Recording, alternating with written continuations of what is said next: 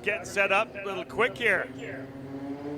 But we are underway. Green flag does fly for Masters. Bogart trying to hold on the outside on Roberts. Does a decent job to hold the position. So Bogart, who started second, drops to third. They're all going to try to chase Max Pappas here. He's been the driver to beat.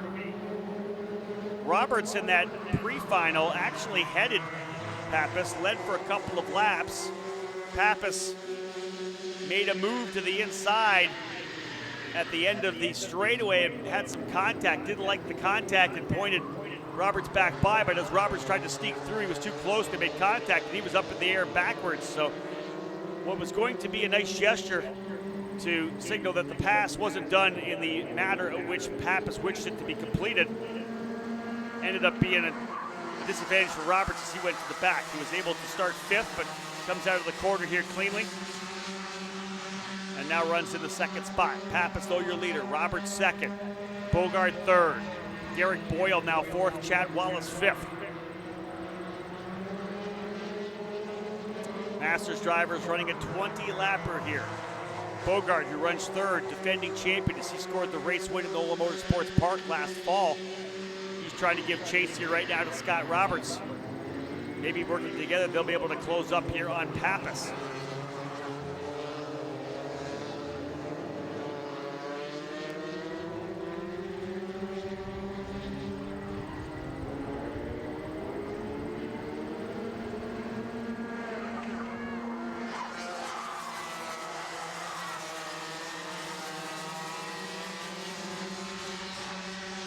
Good fight here, second and third. Scott Roberts and Chris Bogart locked together for an opening lap battle. Same goes for Derek Boyle and Chad Wallace, currently fourth and fifth.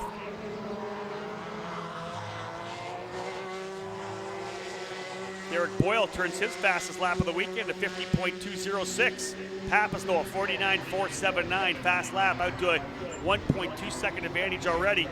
We're gonna have a pretty good fight here, I think, though, between the drivers in the second and third position. Scott Roberts in the 628 Tony Kart and Chris Bogart in the number 606. Same goes for this fight, fourth and fifth. Derek Boyle and Chad Wallace, fourth and fifth. Pappas, though, comfortable out front, 1.7 seconds the advantage, the only driver thus far into the 49s and well into the 49s at 49.479. So Pappas, solid on cold tires, able to jump out to an opening session lead of over a second and a half. Pappas, Roberts, Bogart, Boyle, and Wallace. The order of the five drivers on the racetrack, and as I said, John Robichaux heading to pit lane here. So Pappas well out front right now, 1.7 seconds the advantage.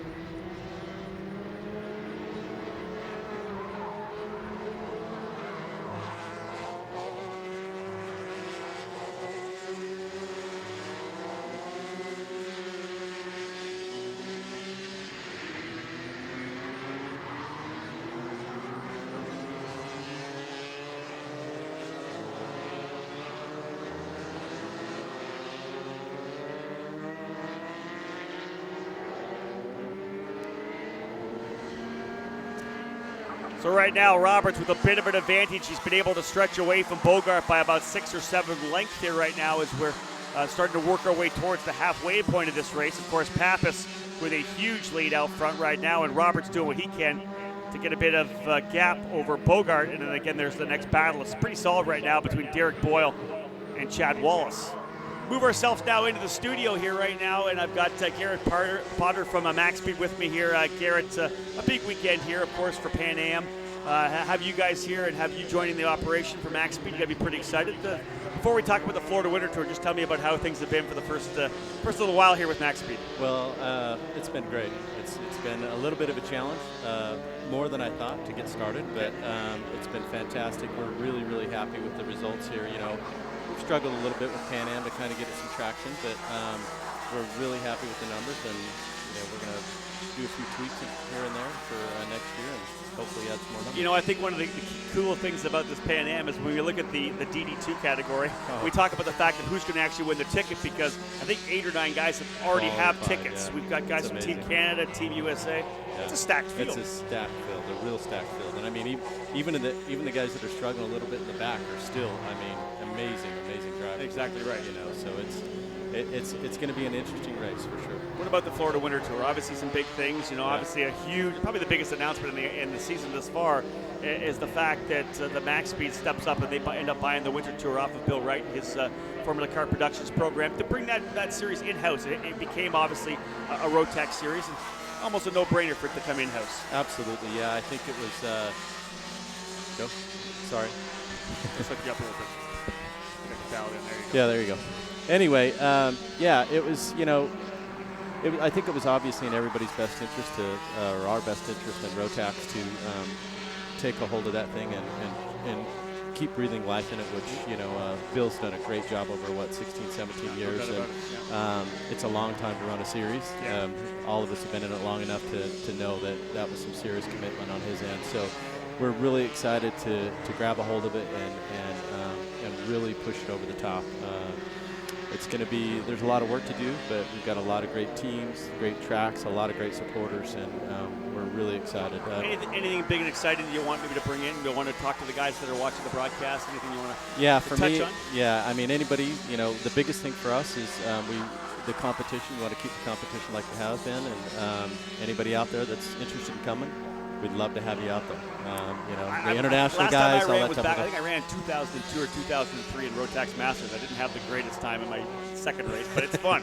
Yeah. I love running down the winter. Yeah, amazing groups, a lot of racing, and some of the most competitive stuff in the world. So we're really excited to get that thing kicked off, and we're going to do a few things there too, change up some formats and stuff, and make it exciting. And I just can't wait to get back and get working on it. So it's fantastic. Anything else going on for next year? Kershaw, obviously, for the Grand Nationals. Yeah, absolutely. Yeah, we're you know, CMP, what a great dealer of ours. It's going to be a fun place. I don't know if anybody has had a chance to get up there. I haven't raced on the track, but I've driven the rentals on the track, and the track's going to be a lot of fun to see some racing on. So I know those guys are excited to have us. We're excited to drop a race in their track, and we'll see how it goes. But yeah.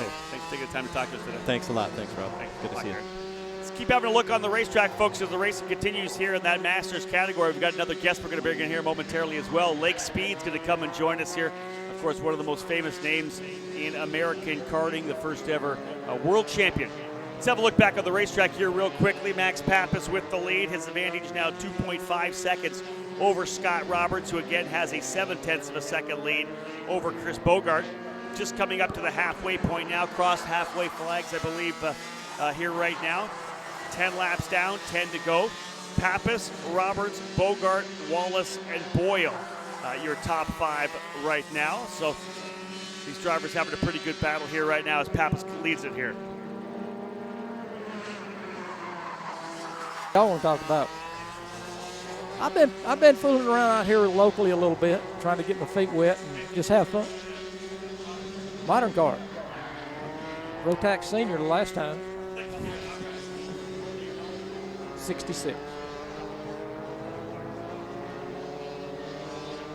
So again, Max Pappas doing a great job leading here as he's trying to stretch away. He loves this racetrack, the model of Parma, the track that he actually got his start on. So he likes running around here, and obviously he has the class of the field here this weekend, but Scott Roberts did the best he could to stick with him. He's got second place locked up.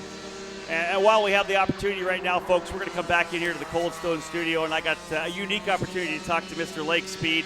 Obviously, as the editor of ekartingnews.com, we cover racing all the time, and I've been in the sport for a long time, and obviously I know what Lake's done behind the wheel of a kart, and all of us know what he's done in a NASCAR machine as well. But Lake, you're getting back into racing. I wanted to ask you before, and you're saying you're getting back. I know you're heavily into the vintage program as well, but you got back into Rotax Senior car right here.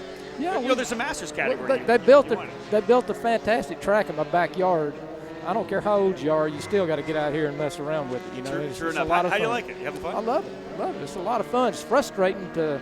The karts are so advanced from where they were in the 70s when I won a world championship that I'm trying to learn how to make these things do what they're supposed to do, and that's the most frustrating part. Which was the same thing in the stock cars. When I started with stock car, I knew nothing about a stock car, all that suspension and stuff. Yeah, exactly. Yeah. But anyway, it's a challenge and it's fun. I just enjoyed driving the karts and get out here and run. You know, obviously we got some people all over the world watching.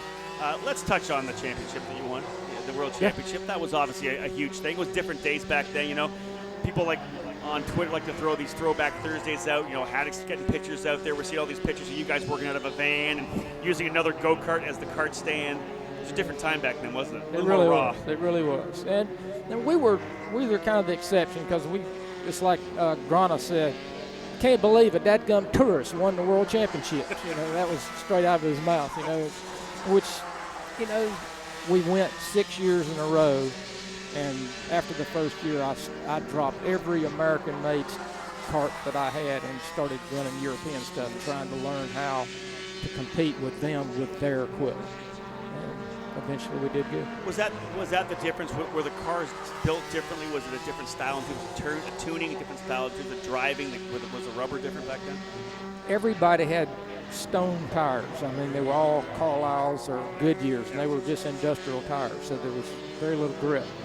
So really it was a lot of motor, and in the States, the classes were open fuel, open carburetors, heavier weight. So the clutch stuff worked very well here. But when you went over there and the whole darn shooting match, me on it and everything was 262 pounds or 264 pounds or whatever it was, like the Italian guy said, what we need a clutch for? We spin the tires now. Yeah, the tires are the clutch, exactly. Yeah. Now, you know, all that stuff is so exciting to see in what you did over there.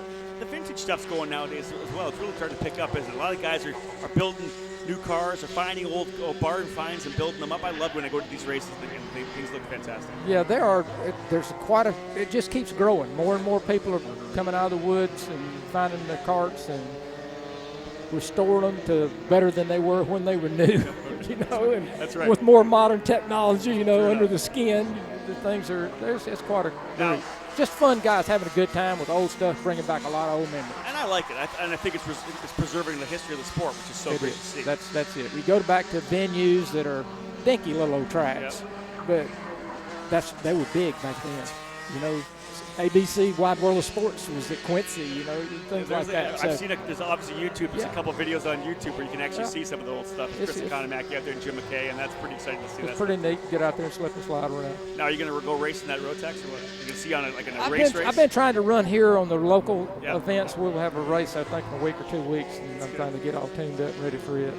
I'd love to see it. Lake, thank you so much for taking the time to talk to us. My pleasure. Lake Speed, ladies and gentlemen, the first ever U.S. World Champion, did a fantastic job back then, and is still a big supporter of vintage karting and motorsports, and of course, getting behind the wheel of Rotax as well. Great to have him here, and great to see him back on the racetrack.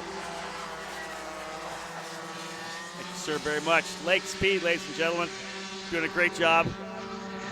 On the mic, too. Well, he's got a lot of experience all those years in Cup. A lot of experience in Cup. You know how to get on a microphone. You know what? 19 years, ladies and gentlemen, running in the Cup Series as well. Again, Lake, thank you so much for being with us. We appreciate it.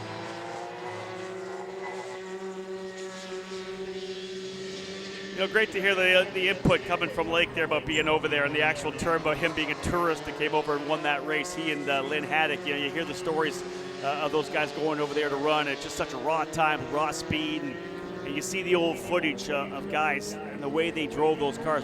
They were drivers, let me put it that. You know, obviously, we all race here. We drive hardcore.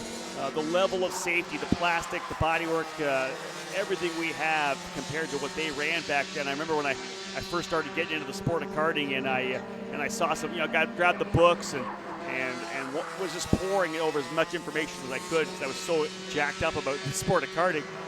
And you get a picture of Lake winning that world championship with an open face helmet. Goggles and an open face helmet, I believe, is what he was wearing when he won that championship. Of course, we're all full face helmets, carbon fiber, you name it nowadays. And there was just something remains very, very pure about the sport of karting that we all love so much. But back then, I think it was even the purity was even more prevalent when the fact that it was just this little steel chassis and the driver perched on top, hard tires, lots of power.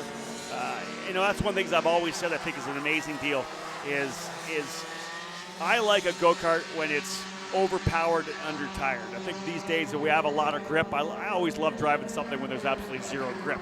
As Wheeler works his way back in here, we could probably reference that Chris was still continuing to try to put together his U.S. Open of Dirt, which is an opportunity to get Yamaha, Tag, LO206, Rotax, whatever it is. Get it out there and run sprint dirt and just slide the thing around. I did it a couple times. It's absolutely a blast. And again, it's about the purity of the sport, folks. It's about getting out and having a lot of fun. Up front, ladies and gentlemen, Max Pappas continues to lead. Just a couple laps left. White flag actually flying for Max as he leads by quite a distance here over Scott Roberts. Chris Bogart in the third spot. Chad Wallace in fourth. Derek Boyle in fifth. Pappas leading the way, 49.265, his fast lap. 49.403 for Scott Roberts, 49.373 for Bogart. And Derek Boyle, again, as I said, off on the track already, but a 50.206, the fastest lap I believe he's turned all weekend long. Final lap on the racetrack for Masters Max. Pappas cruising out here, the double right hand, turn 9, kink, turn 10, turn 11 onto the straightaway, undefeated this weekend. Max Pappas, the winner in Masters, slides it into turn number 1. Pappas, your victor.